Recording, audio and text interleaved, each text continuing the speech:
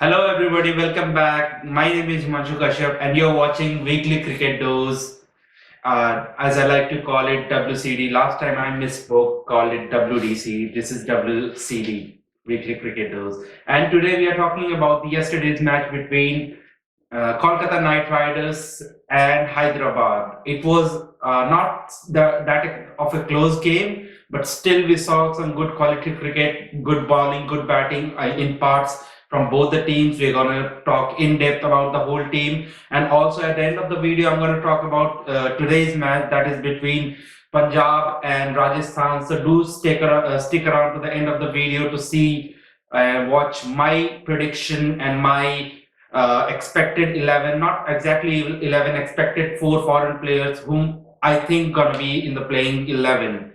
Okay, so talking about the yesterday's match, KKR beat SRH in the end quite comfortably by 10 runs, and it was a close contest till 17th over of the SRH batting inning, I want to say, but afterwards, as I mentioned in the past, that power hitters are quite essential for every team.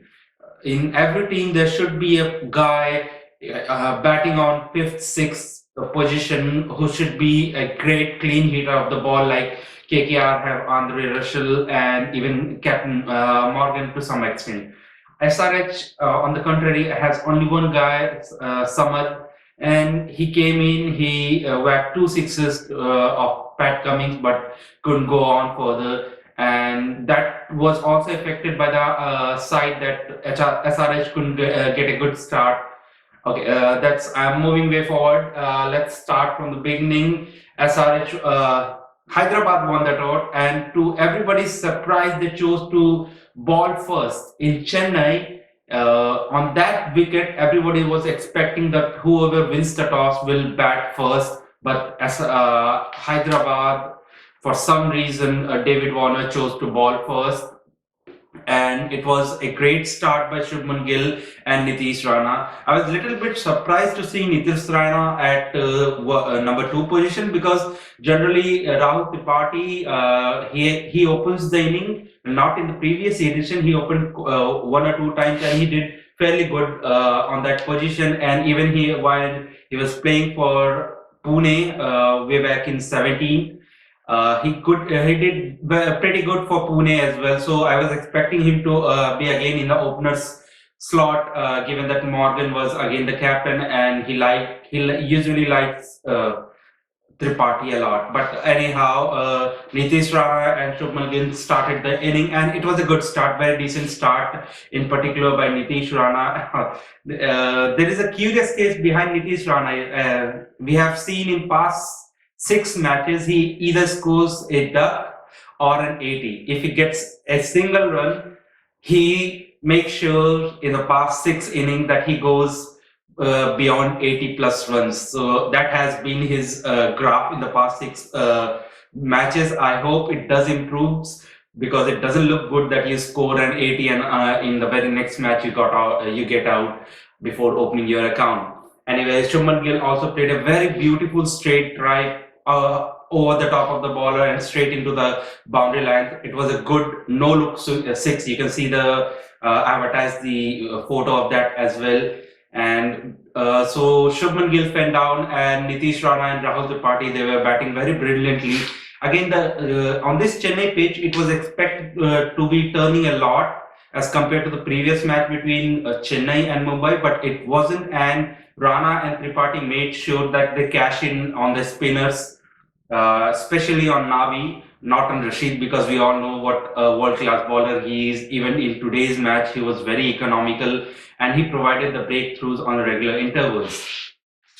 Anyways, Nitish Rana scored 81, 80 or something. Tripathi also helped himself to a half century. Then came in Andre Russell. He didn't have a good IPL last year. He scored only 117 runs, didn't ball that much as well. He was injured. He had a knee surgery as well. So, and he this season before the start of the match, he gave an interview, and he said that he's ready to go again, and he said that he's gonna ball and he's fit as well. He's feeling very confident about his fitness. and lots big thing was expected for him because the stage was set him to go off and just blast the ball out of the park. But sadly, he couldn't. He fell off to Rashid Khan again for 5 runs, caught at long off. No, long on actually. And and also Captain Morgan, Ian Morgan, he came in. He also tried to up the ante and push the scoring above 180, but he couldn't. He fell off in the deep leg position, and he was caught. The again the last few overs were quite shaky for KKR, or else they could have easily gone past 190. And especially if Dinesh Karthik wasn't there, I think they would have struggled even more. Dinesh Karthik ensured that at least they finished with above 185 score, which is actually a very good score on this Chennai pitch. And in any match, given any match, an asking rate of more than 9.5 runs per over is very steep task. So SRH began their inning, and it was a shaky start. Harbhajan Singh started the innings for KKR. Mind you, he was playing his match, first IPL match or international, any high level competitive match after 699 days.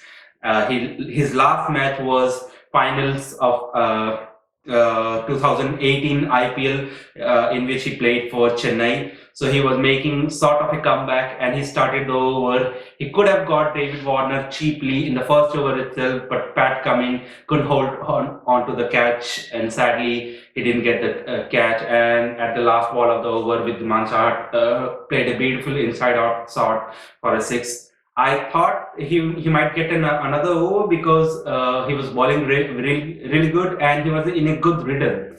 So, but anyhow, Captain Morgan didn't go again with him, and he brought on Prashid Krishna. He bowled a beautiful ball, nipped around, caught the edge of Warner, and straight onto the keeper's glove. He was dismissed. No harm caused by Pat Cummins' drop. And in the next over only, Captain Morgan, again Ian Morgan, brought Shakibul Hassan, also making a comeback and coming back in KKR after spending quite a few time in SRH and also not playing IPL for 2 years. He was coming back again to KKR colors, and his strike in the first ball played on by Vidman Shaha, and in within 3 overs both the openers were gone, and the innings was in total disarray. And one might have thought that this match is pretty much going to be one-sided, but Johnny Bairstow and Manish Pandey played a very beautiful knock. Although Manish Pandey's knock was a little bit slower, his strike rate was around 120 to 130. But he played a good hand second fiddle to Johnny Bairstow, who was going very strong and carrying his form from the India-England series, where he was man of the match. And Johnny Bairstow fell at a very crucial time, where everybody would have thought that now that he has got his half century, he might be even more explosive and take match deep. But sadly, he fell, and again the pressure came on to Manish Pandey to increase the scoring rate. SRH batsmen, I think they were again lacking the power hitters.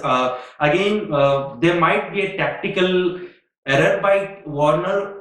I'm sure he must have some reasons behind to save Vijay Shankar, but if it were me to decide who we're going with, I would have sent in Abdul Samad. He's a much better power hitter, and that's what it was required at that point of time. I think had he might have a few more overs to say, a few more deliveries, he might have tried to get in, settle down, and then to take off. But he did try his very well to hit 2 sixes in the penultimate over, but he sadly couldn't do more. And in the last over, 22 runs were required, which is a huge task. And Andre Russell was also bowling very well at the death, and sadly, SRH batsmen, even though Manish Pandey remained not out, couldn't take their team over the line. And eventually, the KKR won by 10 runs. Morgan was a very pleased man. He were heaps in praises for Harbhajan Singh, even though he bowled only one over. He said that he was a team person and he was helping everybody on, cheering everybody on. So I really like that about Harbhajan Singh, that even though he's playing after such a long time, 699 days, it's really tough to play after such a long gap, and to be this enthusiastic still at this age in his career, it's really commendable. So that's my overview of the match. Although it wasn't a close match, but during the middle phase when Johnny Beresford and Manish Pandey were going strong, it looked like there might be a glimmer of hope for SRH, but sadly it couldn't be.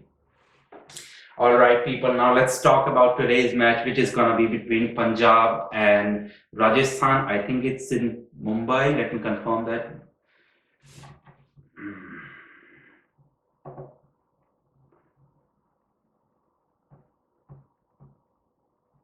Yeah, so that match is in Mumbai. I'm sorry for that. And the interesting thing it will be the foreign players. What foreign players do the team go with? Because both of the teams have plenty of foreign players to choose from. It will be interesting whether KL Rahul opts for Gale, obviously, because last year around Gale started around 8th or 9th match for the Punjab, and when he came in, he was the element that Punjab was lacking, and he proved to be the difference for them to start winning again. And they just missed the playoff by one game. So I think they might be tempted to go with Punjab again. Sorry, Gale again.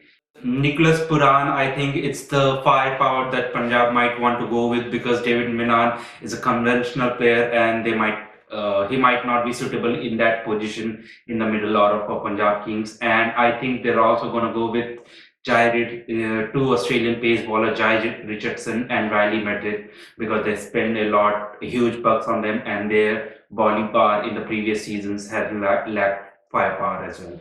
Now, for the Rajasthan Royals, it's going to be very interesting because they have a new captain, Sanjay Samson, this year, and of their two English batsmen is almost sure, anything barring an illness or fitness issue, they should be in starting 11. That's Josh Butler and Ben Stokes. That's for given, and also Chris Morris, because he is the highest paid player to be playing in the IPL, who was bought highest in the auction, because Virat Kohli is the highest paid, and Chris Morris is the highest bought player in the most expensive player in the IPL auction. So he is also going to be in the starting lineup, and I think Rajasthan Royals might go with also Liam Livingstone to strengthen up their batting lineup.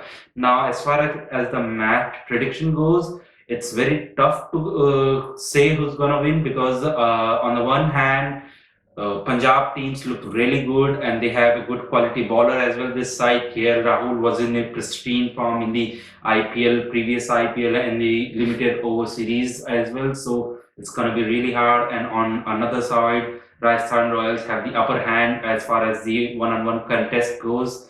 In the 21 matches between them, Rajasthan Royals has won 12 matches as compared to Punjab, and also Rajasthan Royals had beaten Mumbai in the previous two encounters in Wankhede. That's a huge thing to do, to beat Mumbai on their own turf, and Rajasthan Royals has done it twice in a row. So it's going to be really interesting. Anyways, I think Punjab might do a little bit better than Rajasthan and might topple them, because Sanju Samson is a new captain. He'll be nervous, a little inexperienced.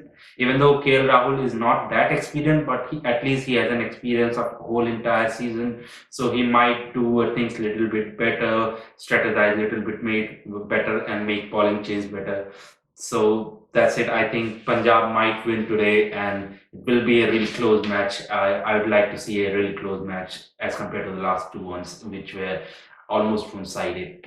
That's it, guys. That's my review for the previous match and my prediction for the match starting today between Punjab and Rajasthan Royals. Do check in tomorrow for the review between the Rajasthan Royals and Punjab match. I'll be here bringing you to the review tomorrow as well. This is Himanshu Kashyap signing off.